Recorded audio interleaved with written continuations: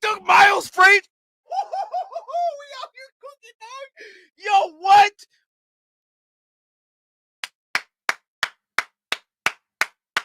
Hey, that's a W. Yo.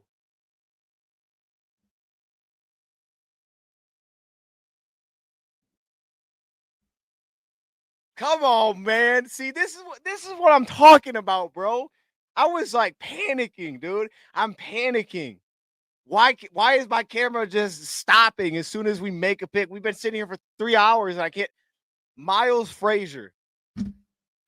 This is what I'm talking about. He was my number 9 interior offensive lineman. All right. So he was my number 9 interior offensive lineman, which means came in as top 10.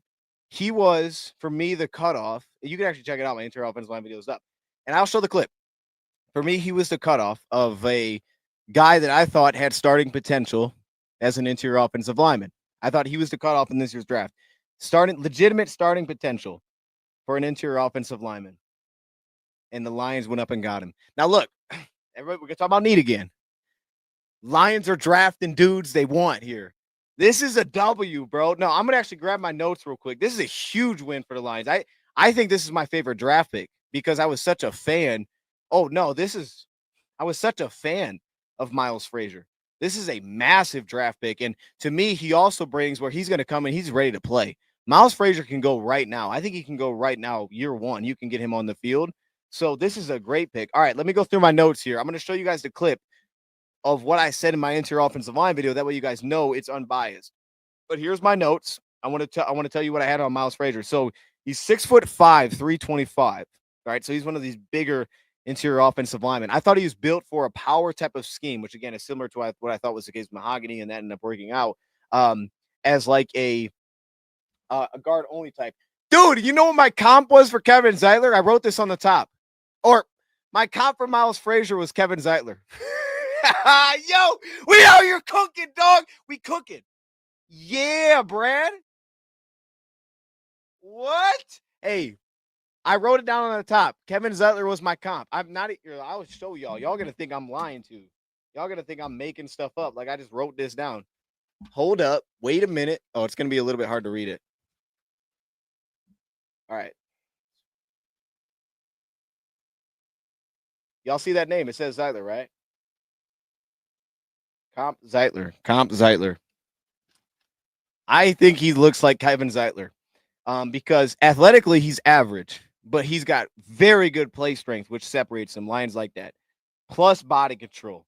To me, the hand usage needs some work, right? The ability to get to the second level, that's slightly above average, and he's not that athletic, which was the key. The key for me there, and I remember saying this, is that he's not overly athletic, but Kevin Zeitler is good at getting to the second level because he gets off the ball so quickly. Play it now. This was me talking on Miles Frasier. Before we drafted, this is my interior offensive line rankings. This is what I had to say about him. And I could do Tate Ratledge too, but this is what I had to say about him. He tested out well, and I think that's going to also translate for him at the next level. Moves us to number 9. And number 9, we have a little bit of a different body type here, just over 6'5", but 324 pounds we have him listed at, and that is Miles Frasier out of LSU. For me, this is clearly a power scheme fit. I also think he's going to fit more as a guard at the next level. I don't know how much flexibility you're going to get between center and guard. Maybe he could flip positions because we have seen him do that, which is huge. It's a big part of his game. He's played both left guard and right guard. Athletically testing, the measurements, I got vibes of Kevin Zeitler. That's just a feeling I got when watching him. Now, that extent, Zeitler was a former first-round pick. I don't think to that extent or that kind of consistency in his game,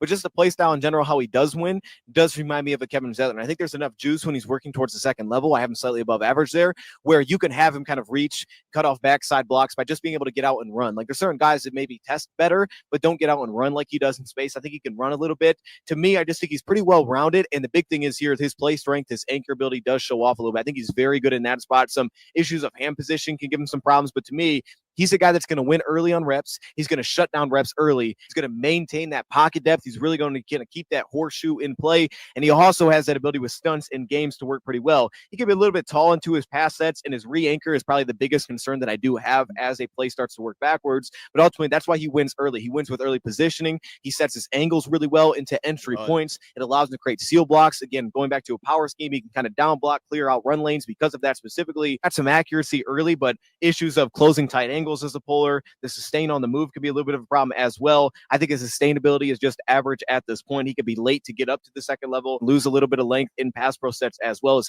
his entry timing is hit and miss, which again, he needs to win early as we've seen. But ultimately, that's what he does. He's going to win early, and when he does, he's going to shut down the rep. He's going to win near the line of scrimmage. And then as a run blocker, I think he fits because he really maximizes what he's capable of, and that's really clearing out run lanes, being a smart player, playing with control, which I think is slightly above average as well. Resets himself to kind of position for blocks and deal with games up front. He's active resetting his feet. I think that Miles Frasier is, again, a more limited ceiling, no doubt, from Florida State to LSU, but find some success at the next level as a backup that gets some opportunities to step in and start. Move on to number 8. So y'all can see I like Miles Frasier.